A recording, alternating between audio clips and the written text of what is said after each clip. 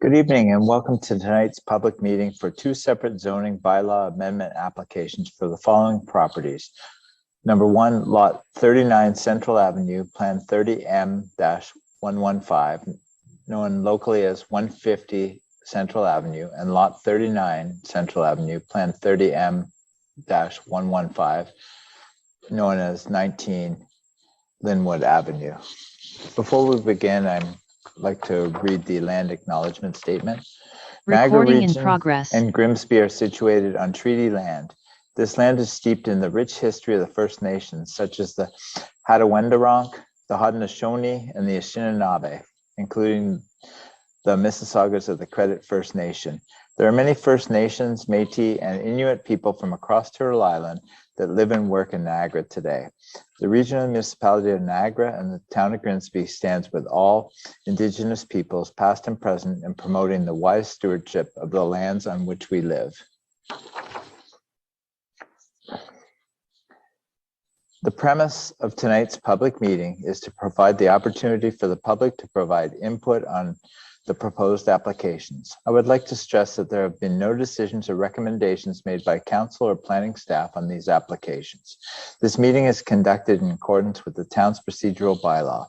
All participants are asked to conduct themselves with decorum and respect and provide the opportunity for all members of the public to express their opinion in an environment of tolerance on all points of view and free of intimidation. The intent is to create a venue to encourage people to participate in the process and provide their input. If a person or public body would otherwise have an ability to appeal the decision of the Council of the Town of Grimsby to the Ontario Land Tribunal, but the person or public body does not make oral submissions at a public meeting or make written submissions to the Town of Grimsby before the proposed zoning bylaw amendments are adopted, the person or public body is not entitled to appeal the decision. If a person or public body does not make oral submissions at a public meeting or make written submissions to the town of Grimsby before the proposed zoning bylaw amendments are adopted, the person or public body may not be added as a party to the hearing of an appeal before the Ontario Land Tribunal, unless, in the opinion of the tribunal, there are reasonable grounds to add the person or public body as a party. As we navigate the virtual public meeting, we ask all participants for your patience. Each participant will be called in order and will be provided 10 minutes to speak. Each presenter may speak only once. If you hear your comment presented by someone else, please do not duplicate the remarks. All of the comments are being recorded and will be taken into consideration. When you are called, we ask that you state your name and address. Persons addressing council should confine their remarks to the business at hand and should direct their comments or questions to the chair. Staff are taking notes on all questions asked this evening. At the end of the delegations, the consultant will be asked to respond to all of the questions and comments raised. If you feel that your questions have not been responded to this evening, you can email our planning department at planning@grimsby.ca. The first public meeting will be for the zoning bylaw amendment application for lot 39 Central Avenue, known locally as 150 Central Avenue, and lot 39 Central Avenue, Plan 30M-115. Previously, an open house was held for this application on April 26, 2021. A statutory public meeting was scheduled for July 22nd, 2021. However, was instead changed to a question and answer period and did not count toward the public meeting requirement in the Planning Act. With us this evening is Terry Johns and Diana Morris from T. Johns Consulting Group, Pamela Blackwood from McNally House Hospice, and Adam Markakowitz from Paradigm Transportation Solutions Limited. Planning staff in attendance are Walter Basic, Assistant Director of Planning, and Michaela Bray, Planner. Tonight we will start with the staff providing a brief presentation outlining the process and the application. Next, the consultant team will provide an overview of the proposal, and that will be followed by an opportunity for you to ask questions. If you have not already done so, please ensure you have signed in so you will be informed of future meetings on this proposal. Welcome, Michaela, for your presentation.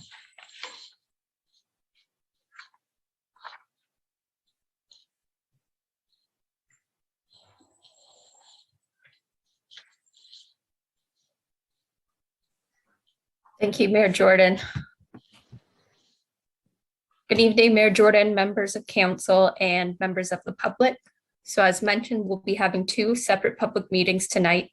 The first of which is for application number 26Z162101, which is for lot 39 Central Avenue, which is also known locally as 150 Central Avenue. So on the agenda tonight, we'll begin with the planning department presentation right now, followed by a presentation by the applicants from T. John's Consulting Group. And then we will hear from the delegations for comments specific to lot 39 or lot 39 Central Avenue.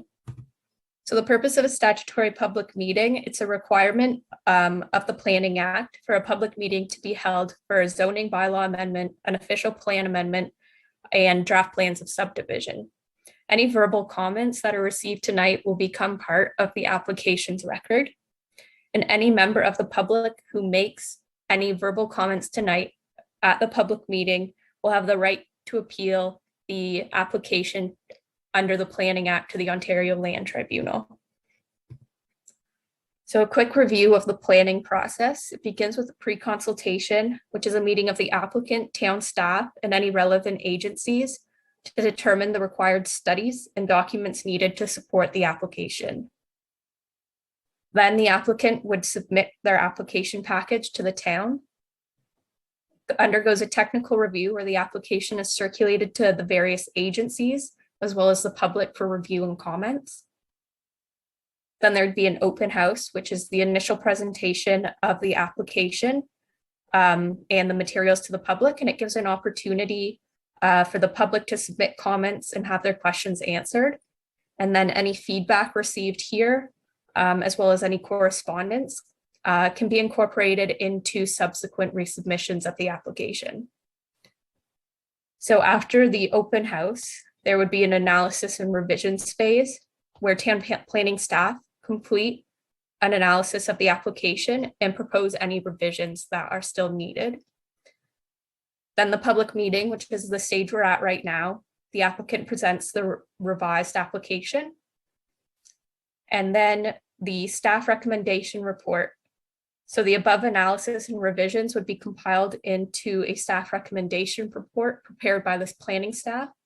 And that's then forwarded to council for their decision.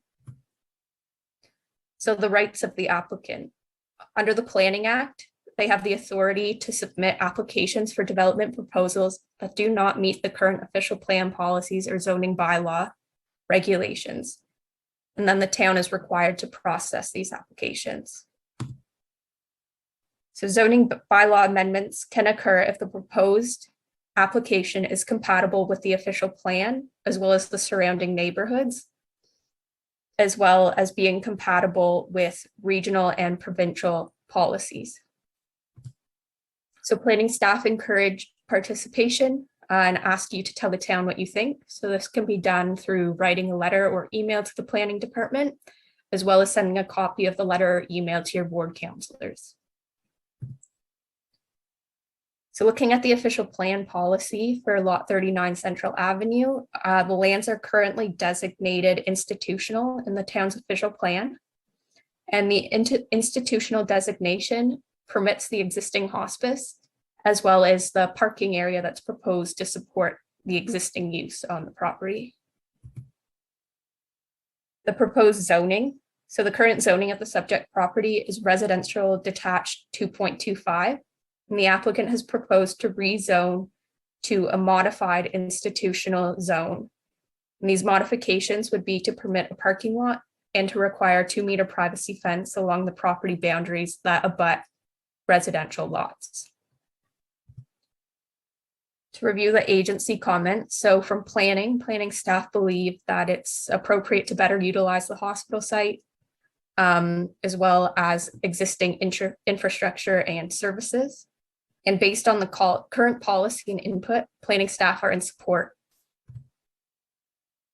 From the Heritage Advisory Committee, there are no comments as there are no heritage resources near the site. From Public Works, they will provide comments at the site plan stage. From Grimsby Power, comments will come at the site plan stage. From building for lot 39 Central Avenue, there are no objections. Same goes for fire, no objections. From the region of Niagara, they're supportive of the proposed applications as they conform with provincial and regional policy. They support the additional parking as it's compatible with the surrounding land uses, those being residential and the hospital campus. They don't have environmental comments at the time, but further review of this will happen during the site plan stage. Canada Post has no comments. The Conservation Authority has no objections, and Enbridge Gas has no objections at this point. So correspondence with the public. So this is in the form of letters or emails that we've received to date, as well as the open house from April 2021, as well as the initial public meeting that turned to the question and answer period back in July 2021. So the themes of comments we received was decrease in property values, loss of neighborhood character and impacts on the streetscape, removal of green space, and an impact of lighting on adjacent homes. So the next steps for this application are to receive any public and updated agency comments. Staff will undertake a final analysis. The staff recommendation report will be prepared and forwarded to council for a decision. And if the application is approved, the applicant would be required to satisfy any conditions of the zoning. And then in the future, a site plan application. So thank you, and I'll pass it to the applicants for their presentation. Thank you. Do you have our PowerPoint, or should we be doing that?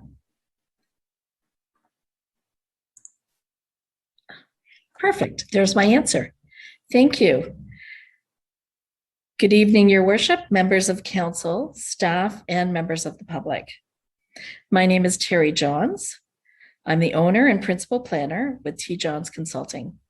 I have with me this evening Diana Morris, our senior planner, and Pamela Blackwood, executive director of McNally Hospice. Thank you very much for the staff report. That was very helpful. I just want to reiterate that my presentation, this one focuses solely on lot 39. A fulsome presentation will be provided for the application related to Linwood. Next slide, please. And next slide, please. I'd like to start with a high-level overview of the neighborhood. In their policy documents, the town of Grimsby recognizes the institutional campus as an important part of the neighborhood. It has an area of just below 25 acres. Shown on this plan, the campus of care is made up of the West Lincoln Memorial Hospital, Deer Park Long-Term Care, and McNally Hospice at the top of your screen. The campus has a long-standing historic role in this location. It currently has 2 access points. They're very different in nature. The hospital is served by a number of access points along Main Street, a regional road. The second access is located within the residential neighborhood off of Central Avenue. Originally, that just served Deer Park. In about 1987, that was built. It now serves McNally, which was built in 2008. McNally's been a long-standing neighbor at the campus of care and generally serve about 120 families a year. Next slide, please. This is a slide just to simply give you context. The orange property is what is known as Lot 39. It has frontage on Central Avenue, but it will be developed to access the existing internal driveway. Policy-wise, as noted, it is institutional, but the current residential zone doesn't allow parking. The application, therefore, is to permit parking that'll be associated with the campus. Next slide, please. The purpose of this slide is to illustrate the intended final development of Lot 39. It will include 8 parking spaces with, as I noted, access from the internal driveway that serves McNally and Deer Park. We've been working with McNally since their decision to expand.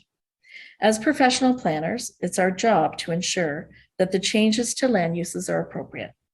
Where feasible, we use planning tools to incorporate measures to mitigate any potential impacts.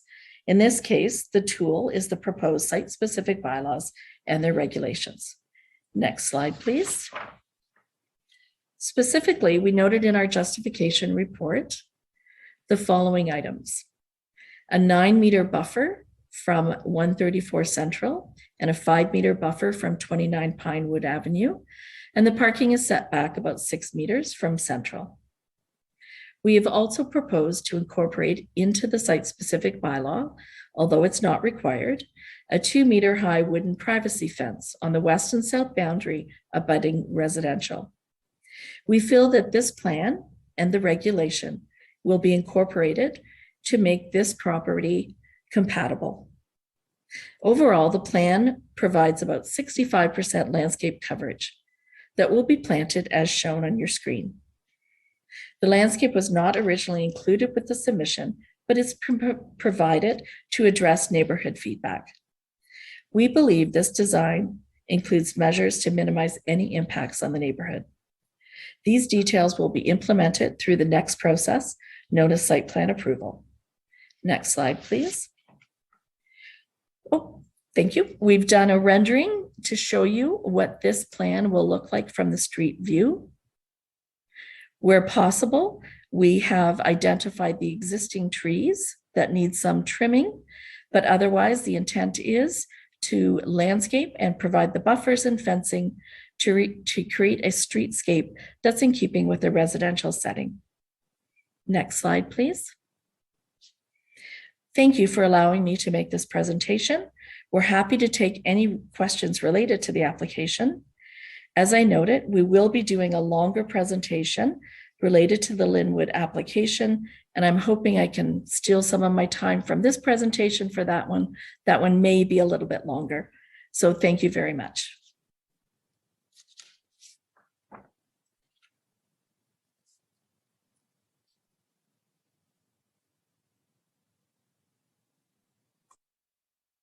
Thanks. Thank you, Terry. Now we move to the public comments portion. First up, we have Craig Reed, 21 Linwood Avenue. Welcome, Craig. Hey, how are you? I actually don't really have any comments. I'm just more of an observer today. So no comments. We are neighbors though to the 19 Linwood address, but more of an observer. All right, thank you. Amy Moore, 21 Linwood Avenue. Yeah, same comment there, Amy. Okay, perfect. It was same Okay. address, so same comment. Okay, awesome. Thank you. Now next, Debbie Kopajan, 23 Linwood Avenue. Welcome. I have no comment on this particular property. My concern is the property on Linwood Avenue. Okay. Louisa McAlpine, 17 Linwood Avenue. Same here, although I think it's important what's going on that spot. I'm waiting for the discussion on 19 Linwood. Okay. Steve Turchett, 160 Central Avenue. No comment for that property. All right, and Sabrina. Same. Okay. Paul DiPietro, 152 Central Avenue. Yeah, I'll also hold my comments until the 19 Linwood presentation. That's noted. Brian Weber, 39 Hemlock Way. No comments on this one. Bill Thompson, 16 Sunny Lee Crescent. No comments on this one, other than it seems to make sense to me. Joan Morrison, 11 Sunny Lee Crescent.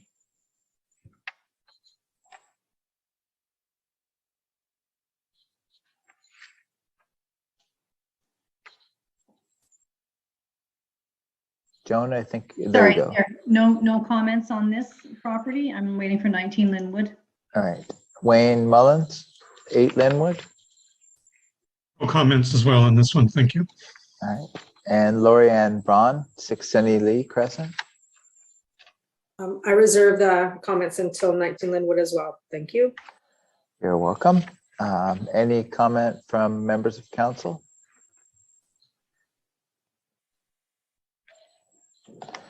Seeing none, thank you for your participation in the public meeting. The consultants and staff will take back your feedback.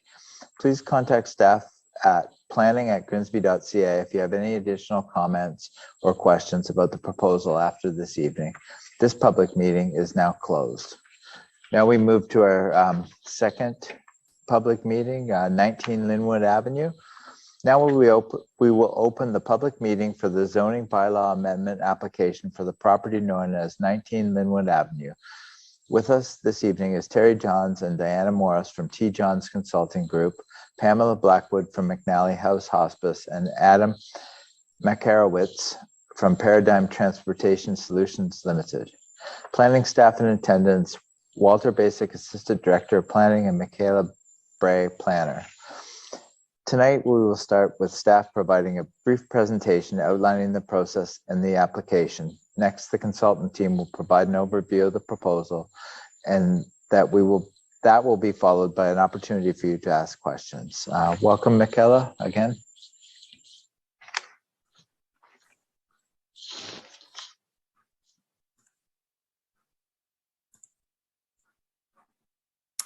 Thank you again, Mayor Jordan.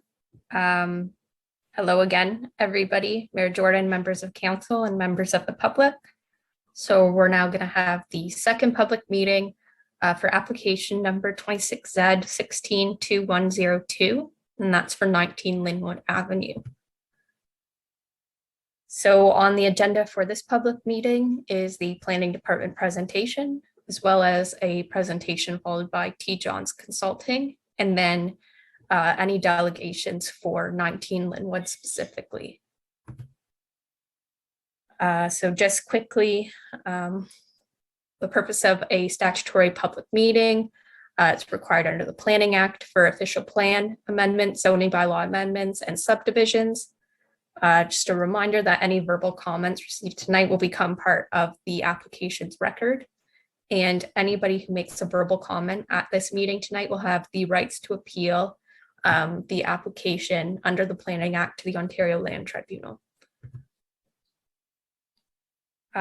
We'll just go through the planning process again quickly.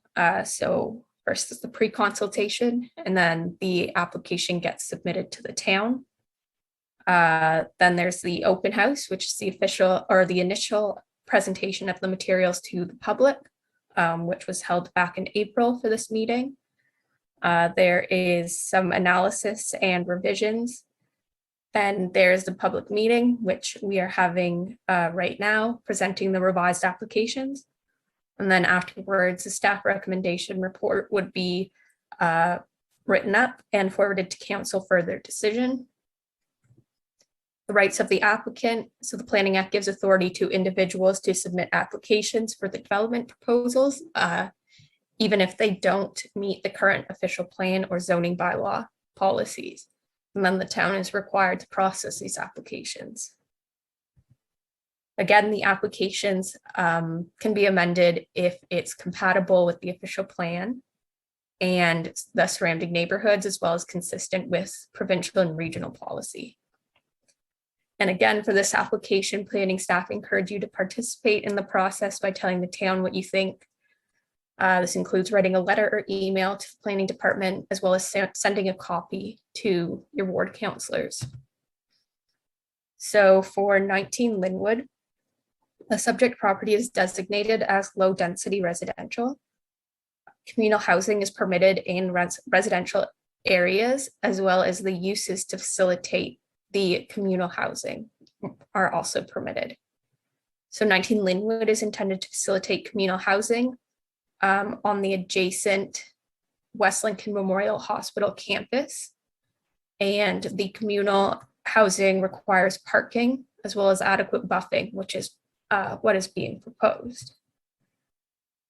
Looking at the zoning, so it's currently zoned residential detached 2.25, and the applicant proposes a modified residential detached 2.25 zone. So the modifications would be to permit a parking area and driveway on Linwood Avenue in conjunction with a permitted institutional use. The modifications would also have parking spaces with dimensions of 2.75 meters in width and 5.6 meters in length. Would require parking spaces to not be within 14 meters of Linwood Avenue, as well as requiring a privacy fence of 2 meters on the lot lines that abut residential uses. So the agency comments. So again, planning states that it's appropriate to better utilize the hospital site as well as the existing infrastructure and services instead of leaving the area landlocked and unused. And based on the current policy and input, planning staff support the application. Again, from Heritage, there are no resources near the sites, so there are no comments. Public Works will provide comment at the site plan stage. Grimsby Power will also provide more comments at the site plan stage. From Building, these are preliminary comments based on the concept plan, just referring to the fire routes, meeting the requirements of the building code. Same from Fire, these are preliminary comments on the concept plan, again, referring to fire route provisions, as well as the registration and provisions for snow storage and removal. From the region, they're supportive of the proposed applications and they conform with provincial and regional policy. They support the additional parking as being compatible with the surrounding land uses, being the residential and hospital campus. And again, there are no environmental planning comments at this time, but another review will take place at the site plan stage. No comments from Canada Post. From the Conservation Authority, they note that the floodplain limits should be included on plan submissions, and that works within 15 meters of the watercourses are acceptable with the appropriate permits and studies. And the storm infrastructure to be designed by professionals. From Enbridge Gas, they have no objections at this point. So public comments, this includes correspondence we've received from the public by email or letters. The open house held back in April 2021, and the public meeting that became a question and answer session instead back in July 2021. So relating to 19 Linwood, some of the themes that came up were a decrease in property value, privacy and overlook concerns, loss of neighborhood character and the impact on the streetscape, drainage issues due to the proximity of the floodplain, increased traffic on a poorly maintained street. There was also the suggestion of having access only from Central Avenue. Increase in street parking. There was a suggestion to not allow street parking. Suggestion of installing a sidewalk for safety along Linwood Avenue. Comments about the impact of lighting on adjacent homes and setting a precedent for these types of applications in the future in residential zones. And then there were also comments that were about understanding the positive impacts of the project. So for the next steps, the first would be for planning staff and the applicant to receive any updated public or agency comments. Then the planning staff would do a final analysis of the application. A staff recommendation report will be prepared and forwarded to council for a decision. And if approved by council, again, the applicant would be required to satisfy any conditions. And then after the ZPA is done, a site plan application would occur in the future. And now we will hear from the applicants for 19 Linwood. Thank you.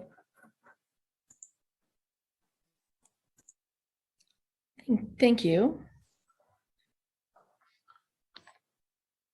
All right. Terry, you're going ahead with your participation or now? Great. Yes. Thank you, Mayor Jordan, members of council, staff, and members of the public. Again, my name is Terry Johns. I have with me this evening our senior planner, Diana Morris, as well as Pamela Blackwood, the executive director of McNally, as well as our traffic expert from Paradigm Traffic Solutions, Adam Maregovich. My presentation will provide information about the feasibility study done by McNally that determined the Linwood access is necessary, and I'll also present a change to the concept plan to address concerns raised at the previous meeting. Next slide, please. And next one. Again, this is the Campus for Care. I won't repeat what I did in my first presentation, other than to reiterate that McNally is an integral member of the Campus of Care. In 2018, McNally engaged a consultant team to complete a feasibility study and a facility space needs exercise.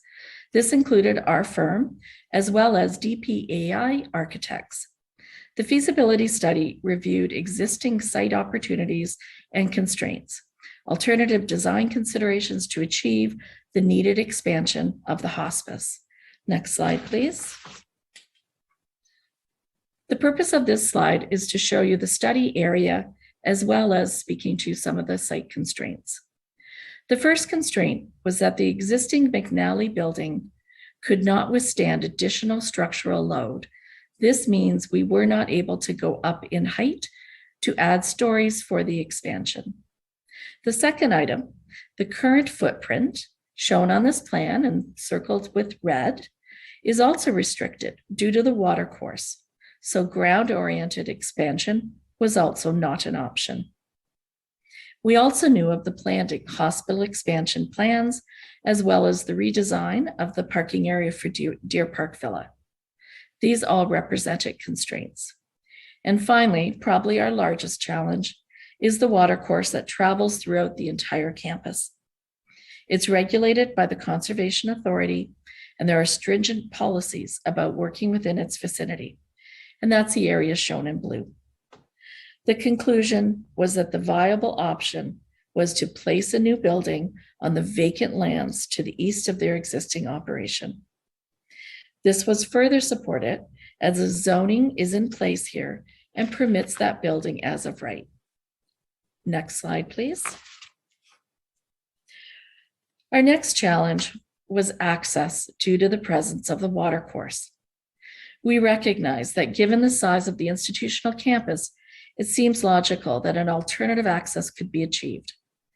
McNally had already been advised that access through the hospital portion of the site would not be allowed.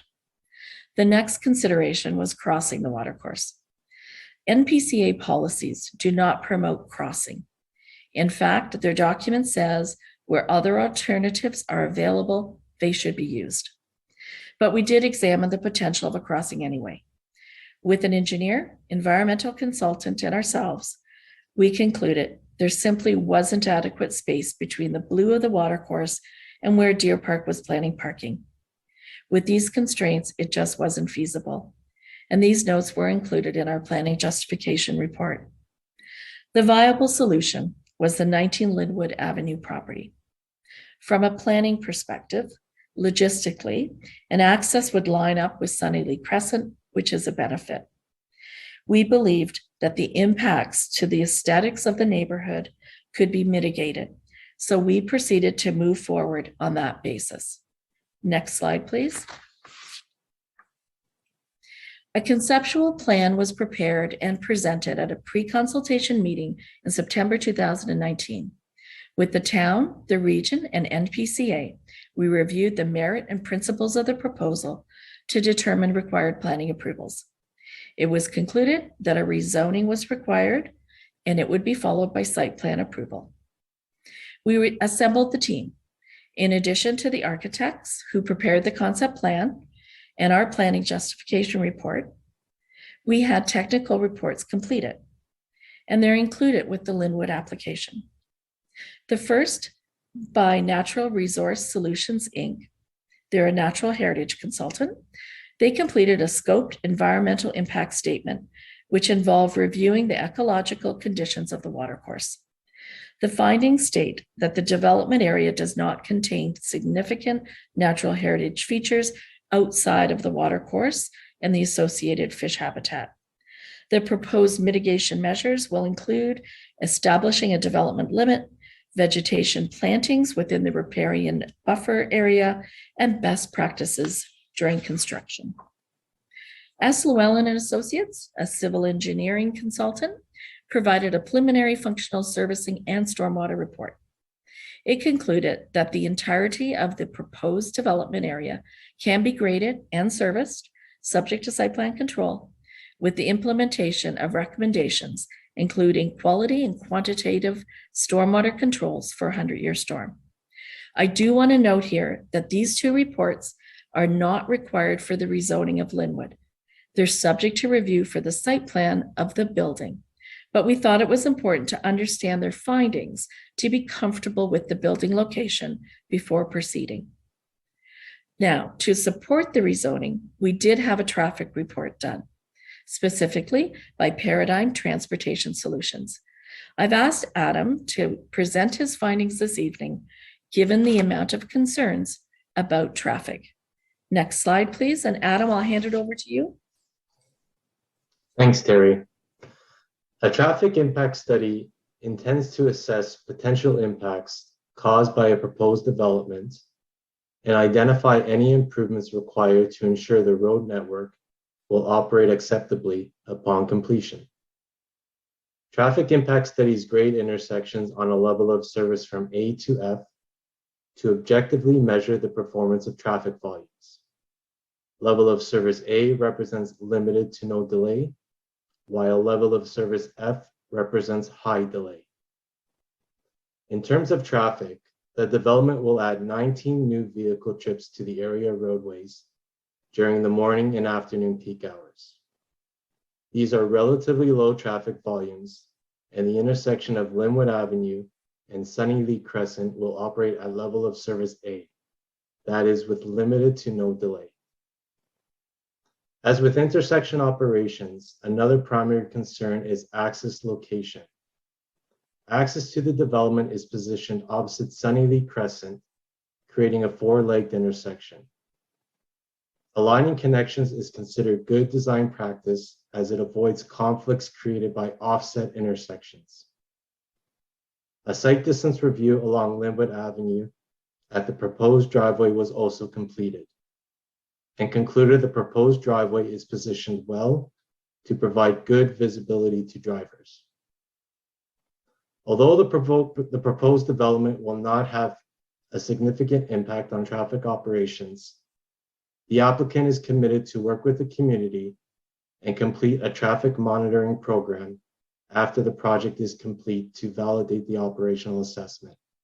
I'll pass it back over to Terry. Thank you, Adam. I'm going to get next slide, please. Now I'd like to walk through the second part of our presentation, which involves presenting the changes that have been made. I've got the slide here, the original concept plan, just as a reminder of what was submitted with the March 2021 application. As a reminder, it was premised on a 9-meter setback from Linwood. It had about 21 parking spaces on the Linwood property and a total of 25 parking spaces with the new building included. Next slide. Thank you. The last public meeting on July 22nd, we heard concerns about the compatibility of the proposed access and parking area from Linwood and potential impacts on the neighborhood. We also heard a concern that insufficient parking was being provided. In response, we took a look where we could improve site design and how to make more parking through the campus. We started on the west side. The small area on the left, that curved little area, unfortunately wasn't big enough to provide landscaping to the next door neighbor, and the curve presented a design challenge. We looked on the other side of the roadway, and it's on the curve and too close to the watercourse, so that didn't work. We checked in again with Deer Park, and unfortunately, they indicate that they still are using that property for parking in the future. We next focused on the eastern side of the campus. Our review looked at the building design and parking lot, and we were able to make changes. Next slide, please. Revised concept plan. Here we have the changes. We've got the architect started by removing the proposed canopy on the conceptual building design, so we were able to get more parking in the purple area. Now, still rest assured, there's still the same amount of buffer in that area, and the paving hasn't changed. We just were able to redesign with the canopy gone. With respect to the Linwood property, we were able to do a few things. The first thing we were able to do is to increase the setback from Linwood. It now measures 14 meters. With this parking redesign overall, we reduced the Linwood parking from 21 spaces to 17. But at the same time, on the larger property, we're able to add 2 spots. So overall, we've gone from 25 parking spaces to 27. The reallocation of the parking and the buffer also allows us to increase our landscaped area. Next slide, please. So what I've done here is we've done a blow up of the original plan and the revised plan for Linwood. And it shows you the implication of a 9-meter setback versus a 14-meter setback on the right. We've also been able to, with the 14 meters, ensure that the parking spaces are set behind the buildings on either side. So those are at 12 and 12 and a half. This means that you'll actually be seeing landscaped area rather than parking. We continue to provide the 4.5 meters on either side of the parking. And as noted, a privacy fence is proposed, although not required, 2 meters high, a wood privacy fence. And we also want to advise that no site lighting will expand onto the properties as it's not permitted, but that will be dealt with during site plan. I just want to bring your attention to the chart at the bottom that in fact zoning says a parking space can be 3 meters from a street line. Our original plan started at 9 and we're now at 14 meters with the changes that we've made. Next slide, please. I wanted to take a moment and offer comments related to the official plan.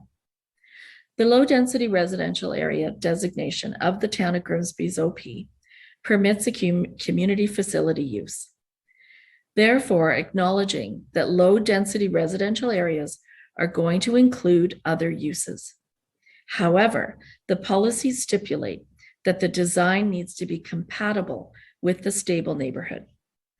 The concept plan, as you're seeing this evening, and the associated site-specific bylaw changes will provide these assurances. As well, the driveway access is 6 meters wide, similar to a double-car residential driveway. The increased front yard setback of 14 meters provides a room to accommodate dense landscaping with Carolinian and pollinator plantings provided along Linwood to screen the parking. Neighboring dwelling, amenity area, and privacy will be protected with the 2 meter high privacy fencing in combination with the planting strips. The proposed access will be aligned with the existing and controlled T intersection at Sunnylee Crescent. We believe for all of these reasons, creation of this access driveway is appropriate and meets the official plan. Next slide, please. This landscape concept provides an overall visual of all of the zoning restrictions as well as the intended landscape strategy. That includes dense landscaping, Carolinian and pollinator plantings will be a priority along the 14 meters, privacy fencing along the shared boundaries. Further, the change in the front yard buffer, the parking is set back and now behind the existing houses. Next slide, please. Just as we did for lot 39, here is a rendering that will show you the resulting street view based on implementation of the concept plan, both through the landscaping and the zoning bylaw amendment. Next slide, please. McNally Hospice has been a neighbor since 2008, and they're committed to achieving a desirable development. We believe the concept plan, with the extra zoning requirements, will create a development that fits into the neighborhood. Overall, it's compatible and represents good planning, as it will not create adverse impacts. We do appreciate there's been a large number of concerns and questions. As such, we're working on a comprehensive FAQ document that will be uploaded into our website. I've included the address on the screen here if you want to jot that down, take a picture of that. Our target is to upload the document by the end of the week. We do want some time so we can incorporate some of the questions from this evening. I do thank you for allowing the presentation, and we're happy to answer any questions. Thank you, Terry. Now we move to the delegates. First up, Craig Reed, 21 Linwood Avenue. Welcome, Craig. Thank you very much. Same comment as last time, just as an observer. Thank you very much. Amy Moore, 21 Linwood. Hi, sorry. Yes, I just have a quick question. I noticed you had mentioned that the existing building is not able to be 2 stories. And I'm not sure why, but with the proposal for the new builds, I believe it's supposed to be 2 stories. I'm just wondering what differentiates the land to be able to do a 2-story on the new build versus the old build. Like, what's the difference in the land? I just know it's really close together. So I'm curious what and why that would be.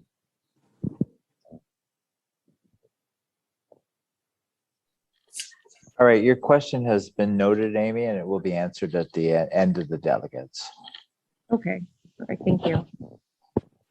Now we move to Debbie Kopachan, 23 Linwood Avenue. Welcome, Debbie. Welcome. I'm just having difficulty getting back to the screen. Can you go on to the next person and come back to me, please? Sure, we can do that. Thank you. Now we move to Jane Moore, 13 Linwood Avenue. Jane. My systems. Yeah, that's fine. Okay, I'm good. All right, now we'll move to Louisa McAlpine, 17 Linwood Avenue. Hi there. Some of my comments from where the property right next door to the 19 Linwood property, and just some general comments. I keep hearing the word campus, campus, campus. Now, campus indicates a collaboration, if you will, of certain buildings. It's not a campus if the McNally House and the initial stages of building and planning, they're landlocked. We got the water gig. Like, come on, it's not a collaboration. What a campus, a university campus, a healthcare campus, any campus, business campus would indicate. So there's no collaboration. And just in general, I just don't understand why do we residents have to pay the price for this? And it is a very high price because there was lack of planning in the initial stages in 2008 when McNally House was built. That's, the other issue is the 2-meter fence. 2-meter fence. I live in Grimsby Beach in the tiniest cottages, and we have 8-foot fences down here. That's going to do nothing. Even with the if we are the low density neighborhood, the increase in traffic, there's a playground right near there. There's schools right near there, sidewalks. There's so many issues here. I just can't believe this is still in motion, to be honest. No disrespect, but I think the planning was poor from the get-go, and why should us residents have to kowtow to this just because it's a good thing for people that require the service. That's all I got to say. Steve Tershett, 160 Central Avenue. No comments at this time.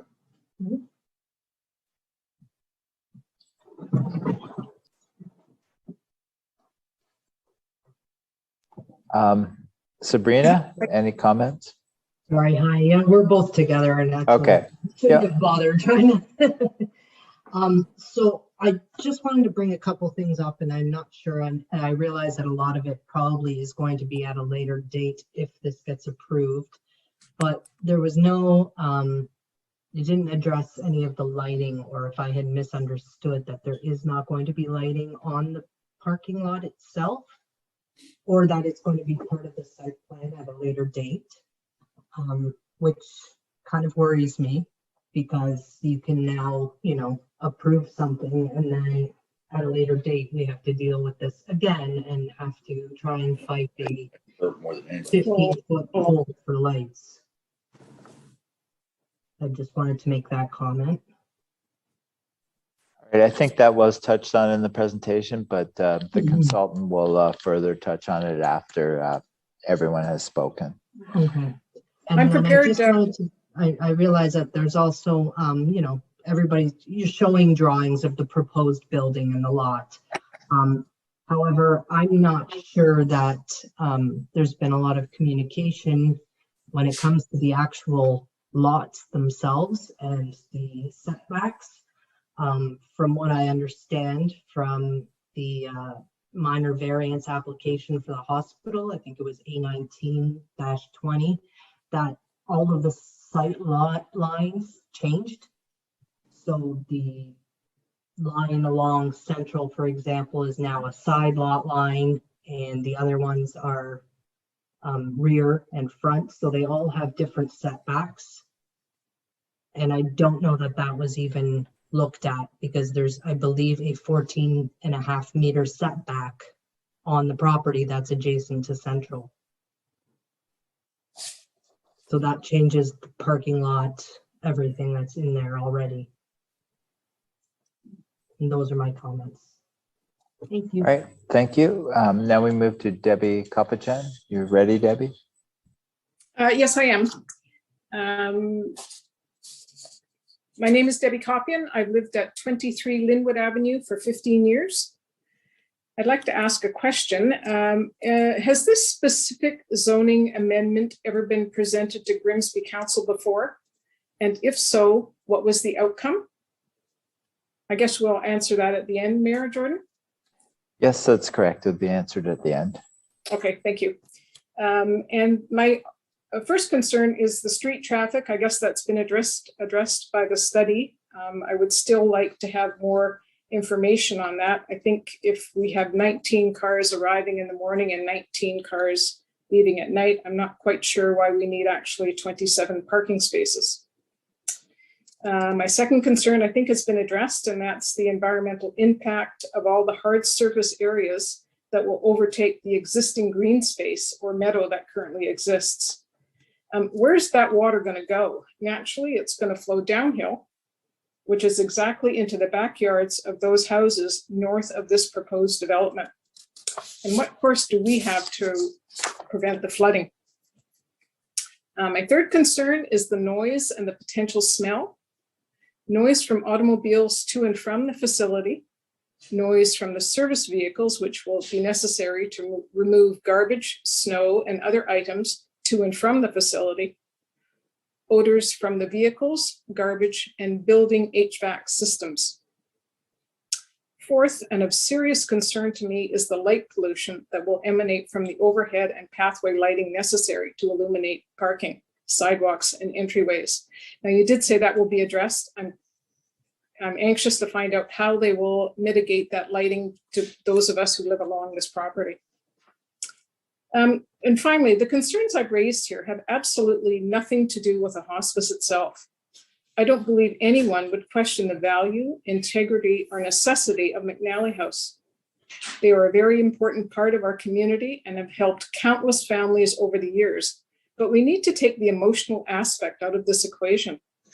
These concerns are for any institution that would show disregard to an existing neighborhood, the current residents of that neighborhood, and the surrounding environment. That institution could be a student residence, a recovery and rehab facility, or any other that falls under permitted residential use category. This is not about McNally House per se. So we need to look at the amendment proposal without the emotional context when we consider what's at stake if this amendment is granted. And that's my comments. Thank you. Paul DiPietro, 152 Central Avenue. Good evening. Thank you for giving me the opportunity to speak. My name is Paul DiPietro, and I live at 152 Central Avenue, next to the current McNally Hospice. So I guess here we go again, right? This is the second or third open house we've had for the McNally expansion, as well as the community has initiated several meetings with Pam and the board of McNally to speak of the expansion. Our position hasn't changed. We do not support a parking lot in a residential neighborhood, period. It doesn't matter how many trees or shrubs you plant, it's still a parking lot in a low density residential neighborhood. The Grimsby official plan doesn't support it, bylaw doesn't support it, nor do the residents of Grimsby in this community. The residents of this community don't want a parking lot in their neighborhood, nor would any other resident want it in their neighborhood, nor would the members of McNally or its board or councillors want a parking lot next to their house. With all the building and expansion going on in the town of Grimsby these days, this would set a precedent that would allow all the big builders to certainly take advantage of in the future. Over the past 3 years, communicating with McNally Hospice, they haven't heard or listened to the residents of Grimsby. They have not altered their drawing or plans at all to accommodate parking away from the residential houses. We have tried to compromise and ask that at the very least, they only use Linwood as an entrance or an access and place the parking hidden along the creek. Through conversation with Pam and the board of McNally, they have stated to me that they have not looked at other locations to build the hospice because of costs. Building 4 extra rooms for $10 million and no room for future expansion does not seem like a reasonable cost-effective plan either. They're going to devastate this neighborhood, set a precedent that would impact Grimsby forever for 4 extra rooms and no future room for expansion. I believe a more logical plan would to be find a location that won't impact a low-density residential family neighborhood, won't violate the town of Grimsby's official plan and bylaws, and would have room for counseling and room for future expansion. I own the property and the land in front of the current hospice on Central Avenue. So does that mean I can apply for a variance to turn that property into a parking lot? I would be able to meet all the same criteria as McNally, including all the setbacks. If I could do that, imagine what a large builder could do. Again, let's be logical here. I have lived next to the current hospice for over 8 years. I drive by and walk by multiple times a day. On the busiest of days, there's 4 cars in the parking lot. Most of the time, 2 or 1. During COVID, even less. I also have a view of the doors and patios along the east and south side of the hospice. In 8 years, I can say that there are very few guests on the patios, and they're hardly used if ever. Why does the new hospice plan have a large patio off of each room? Would one common patio not be a better idea? Again, I question this, is this the most logical plan for the future expansion of McNally? The McNally Hospice claims that they will convert the current hospice into a counseling center. I question, is there that much demand for counseling? These people are terminally ill and families are prepared for their loved ones to pass. It's not as a result of a sudden or tragic accident. The world has changed as a result of COVID, and the majority of counseling is done over the internet anyway. Creating the entrance and parking lot on Linwood will increase traffic, loud garbage trucks, snow removal, ambulances, all with diesel engines, body removal vehicles, food delivery vehicles, and generator noise. I currently hear the garbage trucks every morning attending the current hospice on Central Avenue, as well as a loud generator that starts up every Thursday morning. It does not belong in a community, and it's not fair to the residents of this low-density neighborhood. There would also be parking lot lighting that would impact the neighbors. Currently, McNally has 2 lights at the rear of 19 Linwood property that light up the whole backfield and my kids' bedrooms. What's it going to be like for the neighbors on either side of that parking lot in 19 Linwood? Is that fair to these long-standing neighbors? Would you want that living next to you? Linwood also has no sidewalks, curbs, and is a throughway to get to Main Street and the current hospital. I believe if you're going to convert a residential neighborhood into an institutional access, it's only logical that making it safe for the residents of Grimsby should be a priority. I have never heard of any plans to improve Linwood. Anytime the question has been asked, it's dismissed by McNally and the Grimsby Planning. Keeping our children and communities safe is a priority to us and should be to the McNally Hospice as well as Grimsby Planning. McNally is also planning on building on an existing floodplain.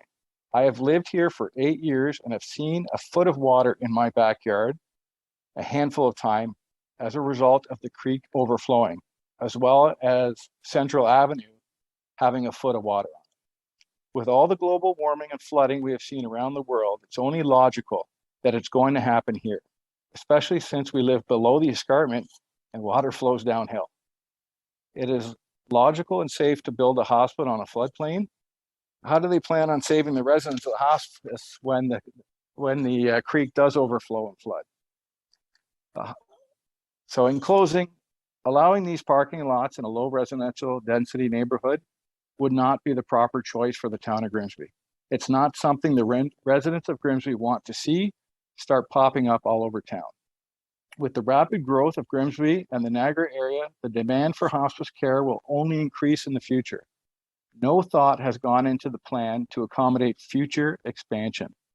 I believe a $10 million expansion to add 4 hospice beds is not the best use of taxpayers' money, hardworking people's donations money, and fundraising money. It's clear that this plan is to feed the egos of some and not the best choice for the future of Grimsby and the hospice. I hope the Grimsby Hospice makes the right decision for this community. Thank you for your time. Appreciate it. Brian Weber, 39 Hemlock Way. Welcome, Brian. Thank you, Mayor Jordan, and members of council and those that are here as part of this planning meeting tonight. Please note that I do sit on McNally's board. However, my tenure will probably end before the completion of this, and my comments are strictly those of mine and my wife's. When retiring, my wife and I chose Grimsby as our home because of all the services and health care that it has to offer. We were extremely pleased that the hospital is going to be going ahead and expanding so that it has more to offer as the town itself grows. One only needs to pick up the newspaper to see the numbers of people whose lives are ending and the number that are actually in hospice, and the band, as Mr. DiPietro has appropriately said, is increasing. Given the hospital and Deer Park are on the same property, we think that it makes sense to have everything at one location. McNally is a residential hospice, and people in end of life appreciate being in a residential home-like setting versus that of an institution.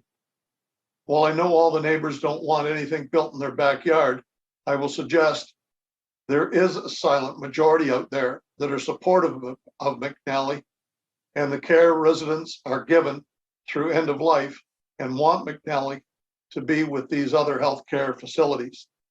We are urging you to allow this project to proceed in hopes McNally can accommodate more local residents in there and hopefully not your end of life. Thank you. Bill Thompson, 16 Sunny Lee Crescent. Welcome, Bill. Thank you, Mr. Mayor. I would say that my wife and I are 2 houses away from the proposed entrance to this parking area. We are both in favor of this. We do not see it as being a detriment to the neighborhood. I've submitted a list of 6 neighbors on Sunny Lee Crescent. 4 residences and 6 resident people are all in favor of this. They don't see it as being detrimental to the area. I've looked at the number of homes in the area, and people are complaining about the possibility of traffic. And yet I see that in the driveways of most houses in approximate to the proposed parking lot, there are 2, 3, and sometimes 5 cars in a driveway. So this does not really represent a major increase in the number of cars in the area or on the street. As far as the gentleman previously, Mr. DiPietro, the model for the province is 10 units, and that's the model that they go with for hospices, as I understand it. And that's why the building will contain 10 units.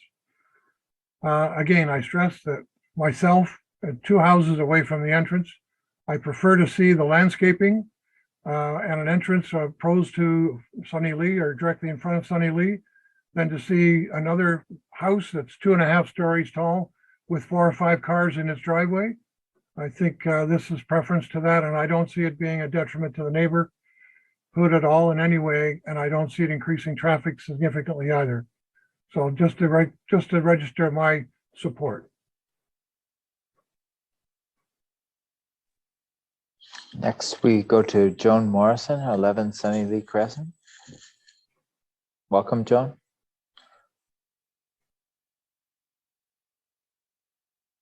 Joan, I think you're muted still. Okay, can you hear me? Yes, we can now. Okay.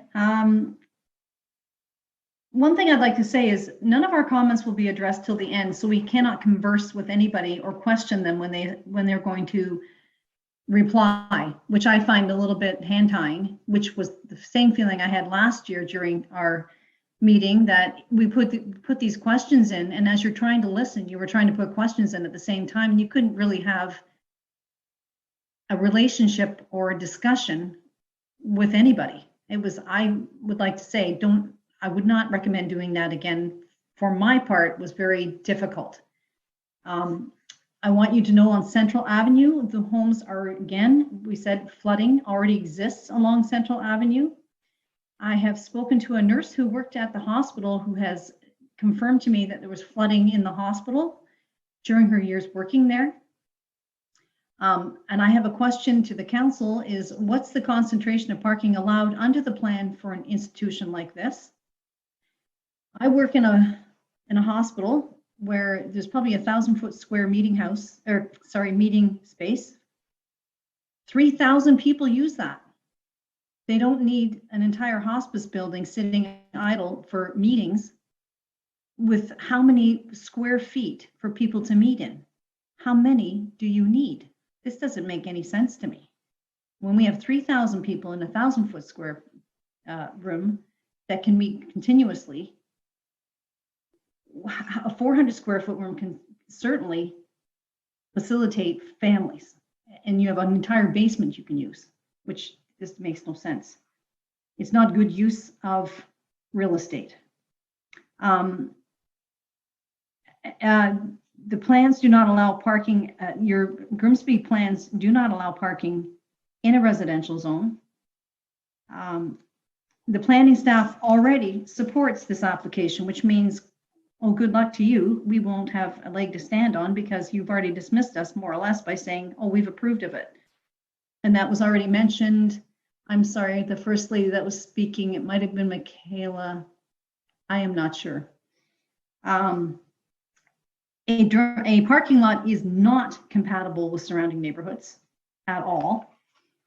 And since when was 19 Linwood unused, and you'd like the opportunity to use this in a different way? Well, why don't we put a house back on it that belongs there? And then it won't be unused. And that's what is supposed to be there.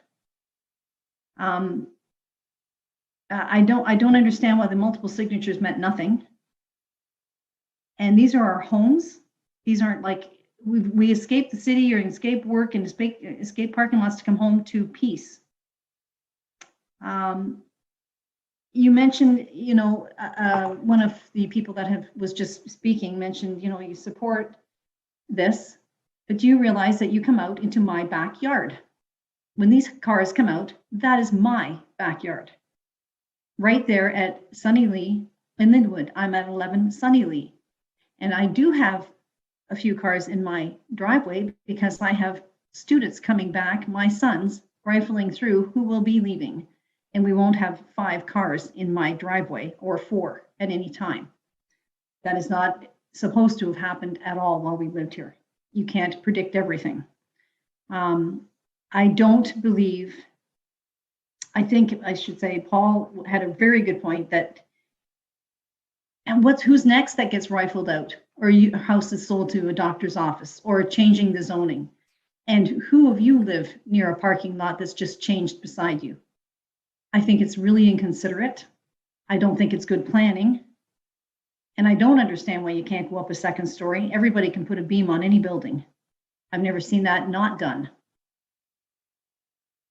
And I know I sound ticked because I am. It's very upsetting to have our homes changed. And I don't believe everybody on Sunny Lee does support that because I've spoken to my neighbors. Anyway, that's all I have to say. Next up, we have Wayne Mullen, 6 Linwood Avenue. Welcome, Wayne.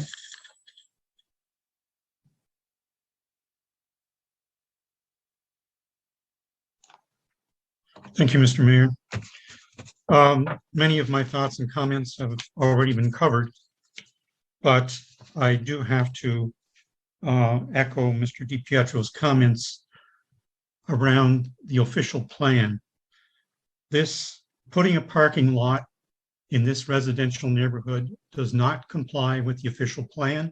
I don't care how you dress it up, how much the setback has changed, how many parking lots, more or less.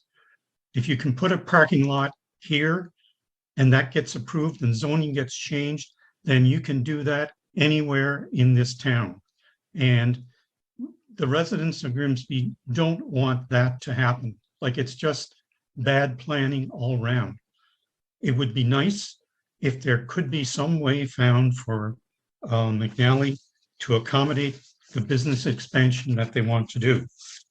But we'd like to support that, but you don't have to support non-conforming use of Linwood in order to support their plan.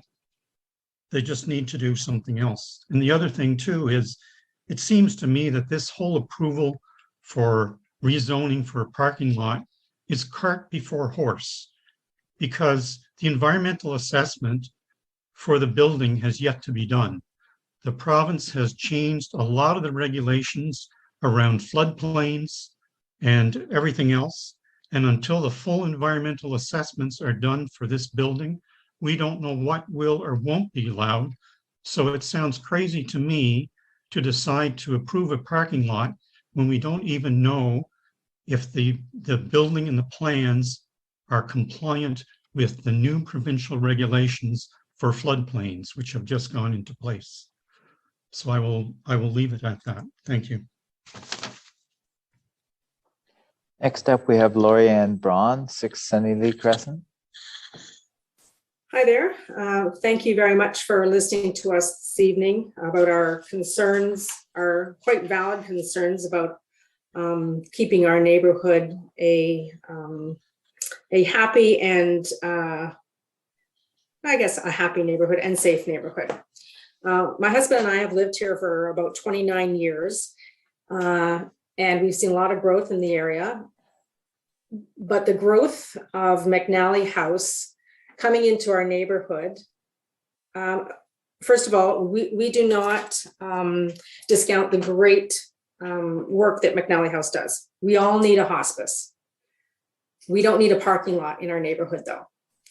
The rezoning, of course, is going to be potentially devastating to our neighborhood.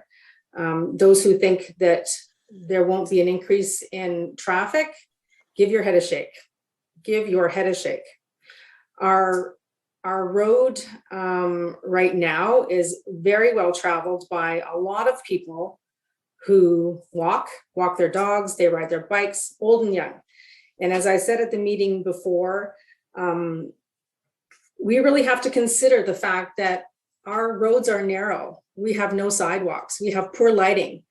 Our roads aren't even snow plowed until 4 o'clock in the afternoon. How is a parking lot not going to impact our neighborhood?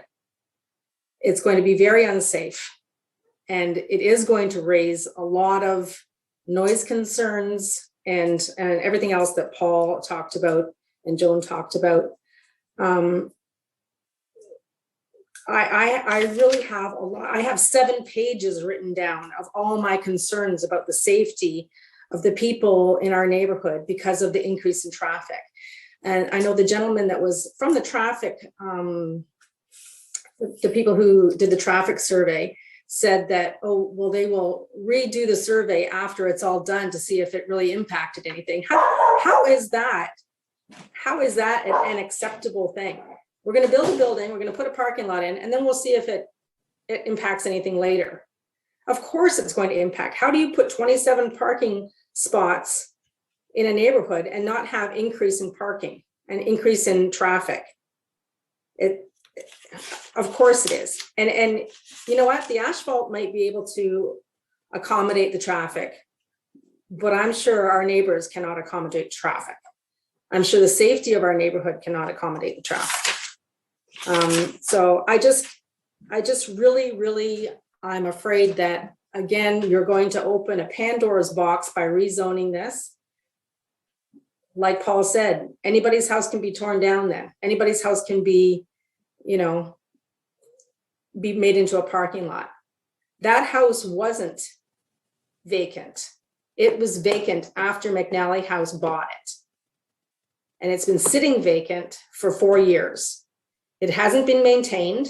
So how do we know that the properties that they say are going to be Carolinian forest and, you know, beautiful plantings, that doesn't wash with me because McNally House doesn't take care of their properties already. So putting nice gardens in front of a parking lot isn't going to make much of a difference. I really plead with council to not open the Pandora's box, rezoning a residential home and allowing it to become a parking lot. There's 10 beds at McNally already.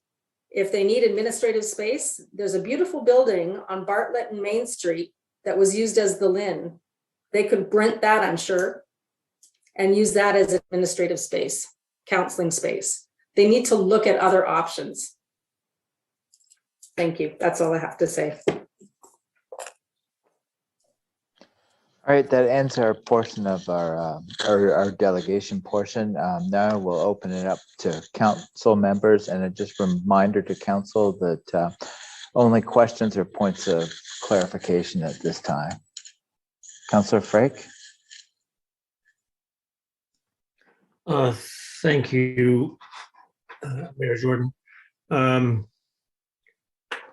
I guess I have to stick to questions here and not opinions, right?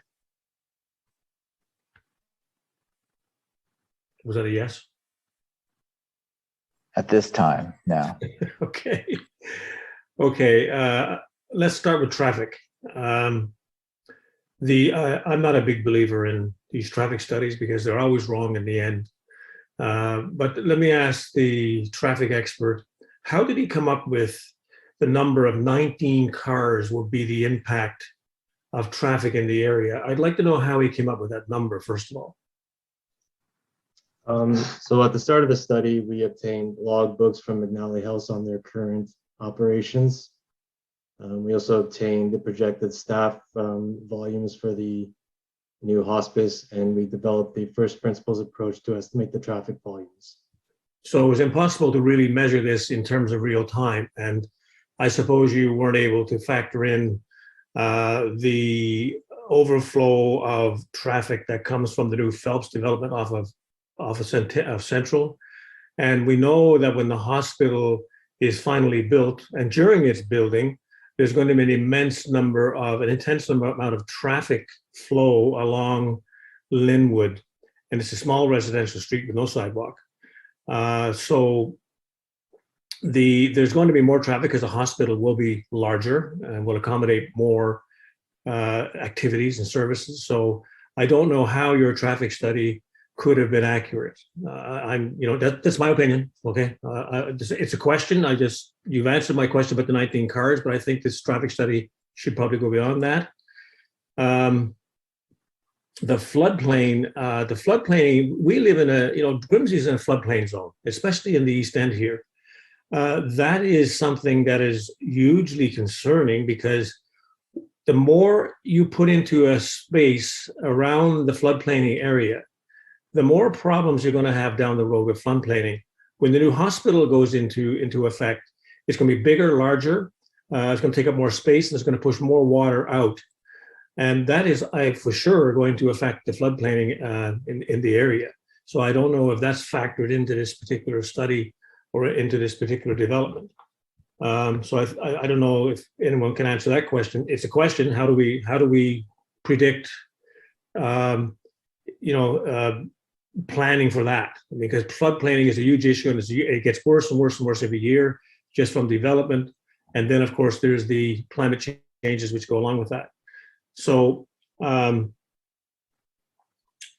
happy that you have some trees in there. I'm sure Councillor Vardy would be happy to mention Carolinian, but that's not the all end all. So I might have a few other questions if I get a second go around, but maybe add those to your list. And by the way, I don't think this is a case of a NIMBY or not in my backyard. I don't think that's what the residents are saying. I don't think this should be in anyone's backyard. And it's the other question I wanted to ask was, what would you have done if 19 Linwood wasn't available? What would you have done? Would you have gone somewhere else? Would you have find another, be more in creative about how you put those extra spaces in there? I'd like someone to answer that question as well. Thank you, Mr. Mayor.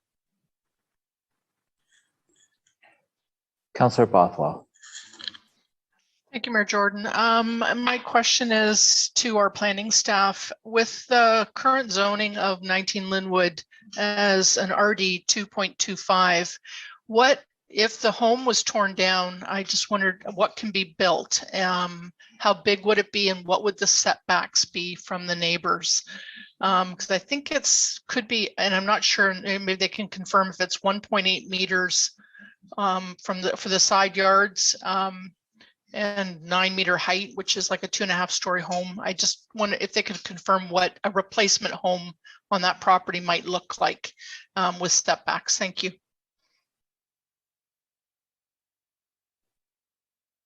Councillor Vardy.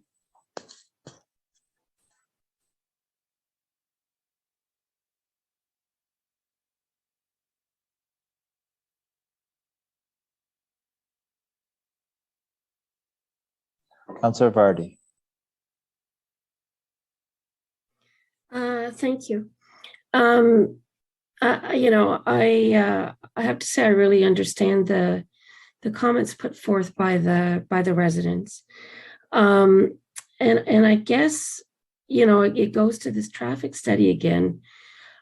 My understanding, and perhaps you can correct me if I'm wrong, is that the existing building is going to be turned into a day hospice for various day programming. And then the 10-bed facility will be built, is the new facility. Is that the correct understanding? Okay. So I believe the last time we met, and I can't remember how long ago that was, the chair of your board mentioned that your day hospice programming is I don't want to say oversubscribed, or in such high demand that you could handle, like 5 to 10 times of what you're handling now, which tells me that whatever traffic is coming now, you've got 5 to 10 times more coming forward. So that seems to me like a lot more than 19 cars. It sounds like traffic is going to kind of grow almost exponentially. So that's a big concern. So I guess I'm questioning the the traffic study and sort of how accurate that might be. Sort of losing my train of thought. So, and I guess if you're thinking about future needs, I'm not, I'd like to know, I mean, if it's just an expansion to 10 beds and that were the focus, then you'd just be able to do a pop out on the existing, and you'd be able to do it within the existing footprint. Would that be correct?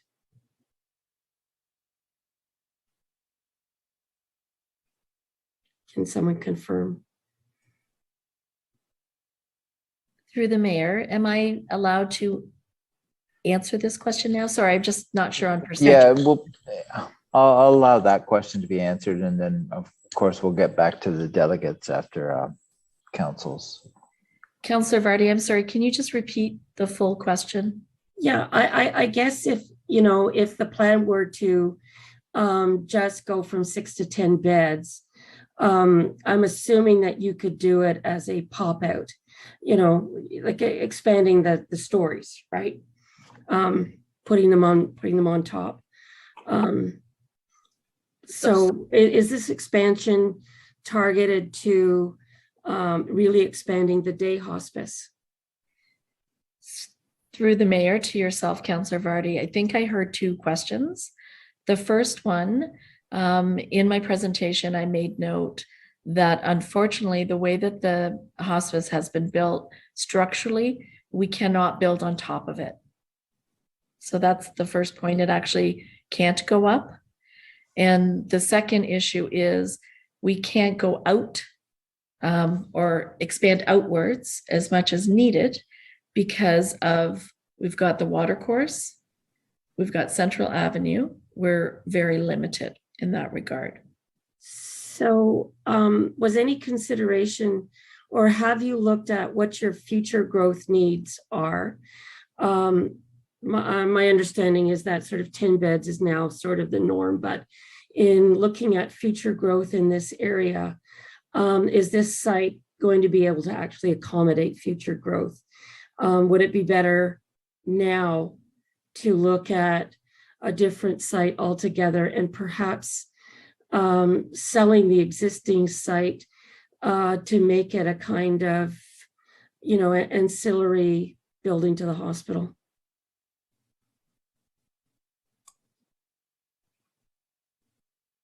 Through the mayor, I'm going to assume I can take this question as well. We are a team here this evening. I'm actually going to defer the question to Pamela Blackwood. Thank you. Thank you for your question, Councillor Vardy. I just want a little bit of clarification because there's quite a few questions within that one question. So you're asking about the accommodation for future growth for McNally House. So this is the future growth. This is the plan for the future of McNally House. A provincial study was done in 2018, and it was recommended by this study that there was 10 beds for every 100,000 people in Ontario. So the 10 beds is going to grow us to that level of that we can accommodate. We know right now, when we looked back at our numbers over the years, and I'll refer to 2019 pre-COVID, there was 24 community members that could not use the hospice, died in a setting that they didn't want to be in because we could not accommodate them for the number of beds. So we know that we are looking for now and for the future. Past 10 beds, it's not recommended that any hospice goes beyond 10 beds. Some have gone to 12 to accommodate some short stay beds, but they're not recommended across the province because then it becomes more of an institution and not a home-like setting. Your question about the day hospice, we are again looking at the future for the needs of our community. We are right now both remotely and when possible in person, serving about 400 people in our community, both in psychospiritual supports and grief and bereavement. And so the planning, and we have done many, many years of this planning of looking for the future of McNally, and this is the best viable plan, we feel. Thank you. Oh, I guess one other question. Would it be possible, like when you showed, when someone showed the diagram of the entryway, would it be possible to keep the house, narrow the entryway, and just have it like a driveway coming in? Does that, can you visualize what I'm trying to say? Let the house stand, have the parking lot in behind the house, and just use an existing driveway as the entry into what's in behind the house. Respectfully, through the mayor, Councillor Vardy, I don't believe there's enough property for that to happen. I know that's hard to visualize, but I'm 99.9% sure that they're just, we can't accommodate that. Okay, because when I looked at the visual that you showed, I mean, you still see the parking lot from the road. It's quite a divergence from the streetscape of houses to this kind of rather large entryway. Okay, thank you very much. Councillor Cadwell.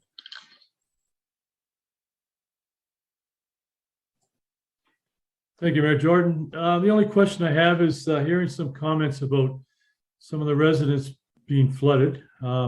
Comment to, or question is to McNally.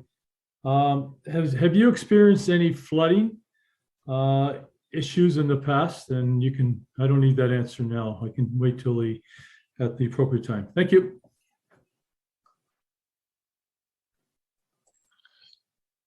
All right, seeing no further questions from councillors, we need planning staff and the consultants to answer the questions that were brought forward by the delegates.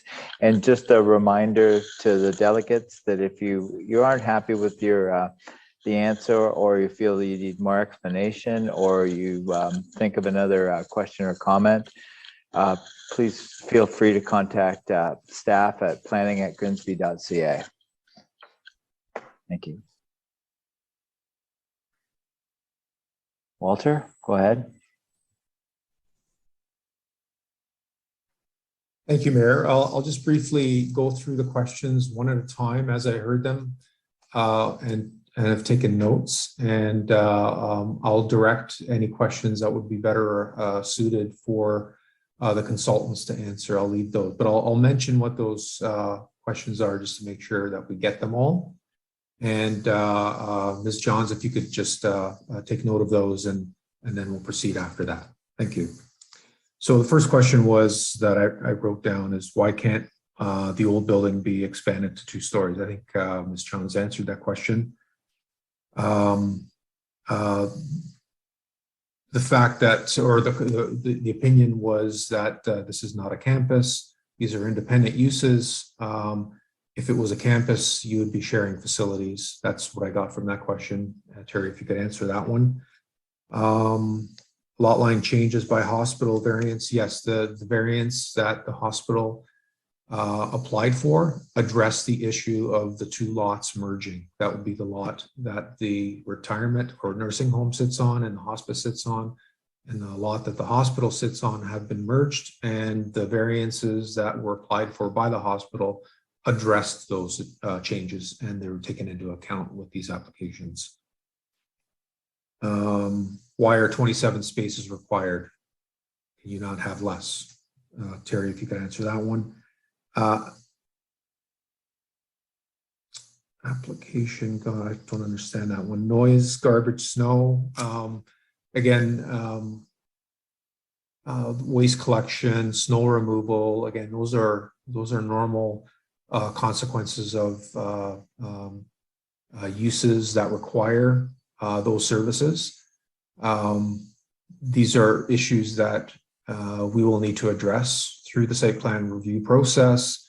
What we try to do is the existing hospital site, the portion of the site on which the building is to be built that already is pre-zoned. Essentially, what we're needing to address in this particular application is whether or not the rezoning of the residential lot to permit the use of that lot for a use accessory to the hospice, which is the parking, would be appropriate. And what we need to do is we need to make sure that through the process that there is sufficient ability of the site to accommodate whatever buffering would be necessary, whatever snow storage would be necessary to accommodate the snow removal requirements of the site.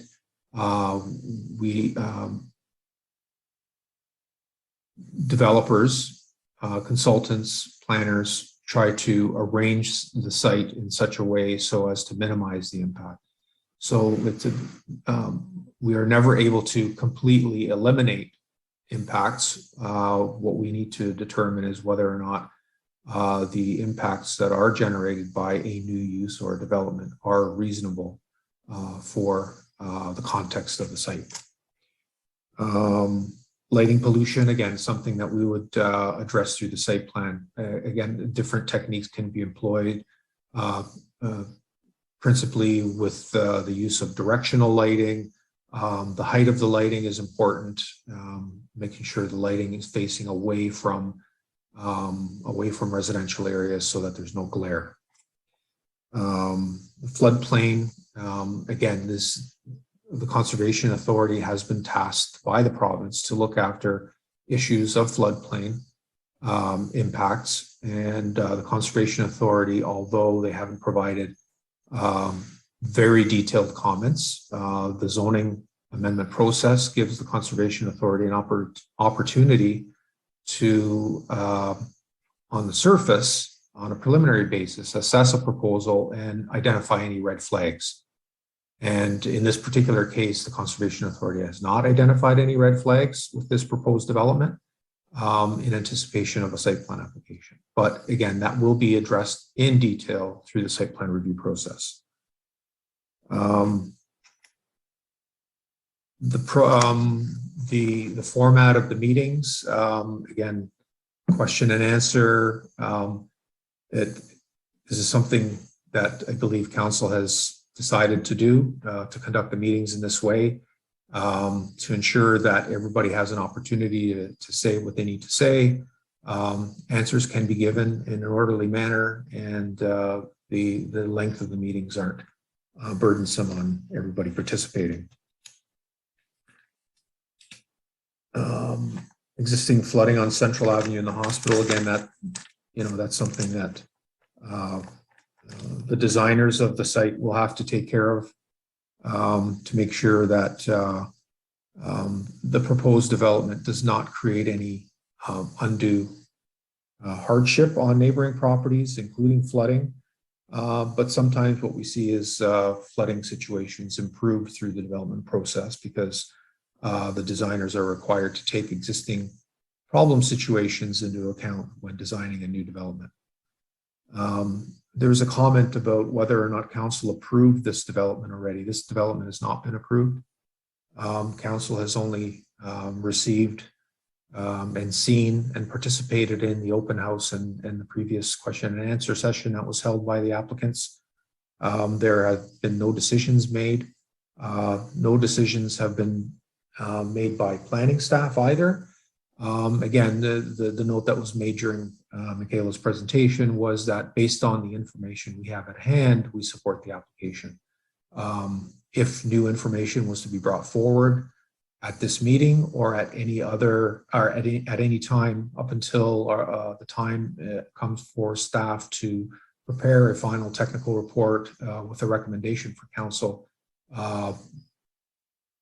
we may change our mind. Once we have all the information that we need to make a recommendation, that's when we'll have our final recommendation to Council. Parking lot not permitted in a residential area. I agree with that. A standalone parking lot is not permitted in a residential area, but this is a parking lot that's accessory to a use that is permitted in a residential area.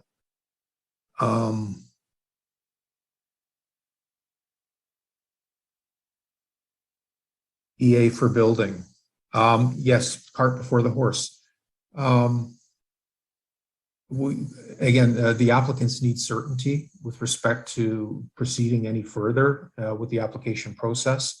So we need to determine whether or not conceptually what's being proposed is reasonable. And the zoning amendment process, because it carries with it the ability of a neighbor or anybody that has interest in the application that has participated in the process to appeal a decision of council or an approval of council, then that would render any process other than just the zoning amendment process kind of premature because the applicants don't have the certainty with respect to proceeding to a very detailed site plan and building permit process.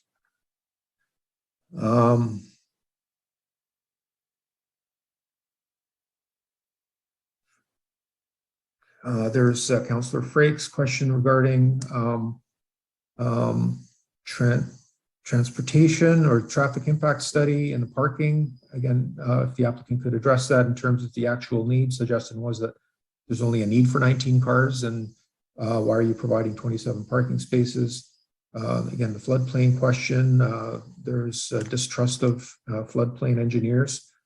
19 Linwood wasn't available. Yeah, the question of what would you do if 19 Linwood wasn't available? What would the options for the hospice be?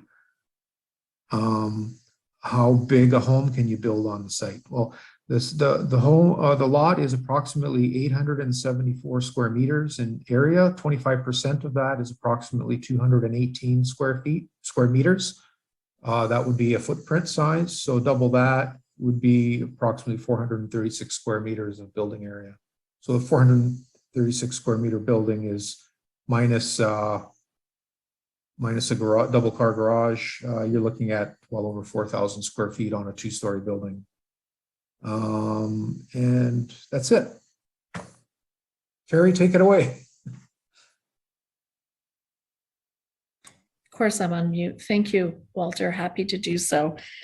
I've made some notes here. Is it acceptable if I build on one of your answers?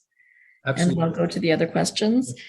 Just with respect to a few of the comments about it being a standalone parking lot, I'd like to build on what Walter said. This is actually not a standalone parking lot. And in fact, the bylaw will require that it can only be used when associated with the institutional campus. So there is that, just that caveat in there that has been taken care of. So just on that point. Now I'm going to go back up to the top of the list. The first one I have noted is the use of the word campus and questioning whether or not this is a campus.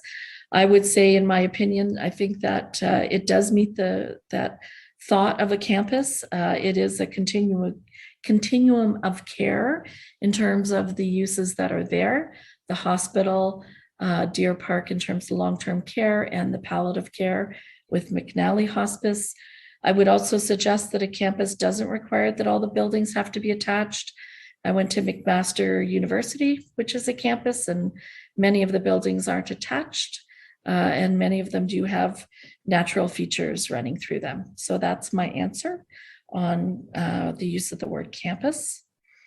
The second question I've got noted for us to answer is, why are 27 parking spots required? This math is based on the zoning bylaw. Grimsby's bylaw requires 1 parking space per 93 square meters, or 1 per bed, or 1 per 4, whatever's greater. So in our case, the greater is the math on the size of the building. So that's where the numbers come from in terms of how many parking spots are required. As noted, the change plan, we've actually removed some of the parking spots from the Linwood property, and we're able to fit more parking spots on the larger property where the use is permitted. And Walter, that's what I had noted as my questions. I would also just build on, there are many questions here that are details of site plan approval, in particular, floodplain, environmental, lighting, and all of that. And although it sounds like we're putting you off and not answering, it's because there's still another process to go through that will provide those answers. But as I did note in my presentation, we had a couple of reports done ahead of time just for our own edification. So we would be comfortable with, in fact, the concept plan as presented, being able to accommodate the building.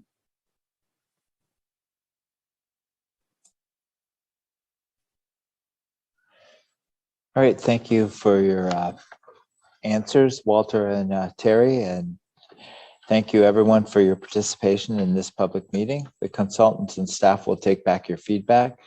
Please contact staff at planning@grimsby.ca if you have any additional comments or questions about the proposal after this evening. This public meeting is now closed. Good evening, everyone. Have a nice night. Good night.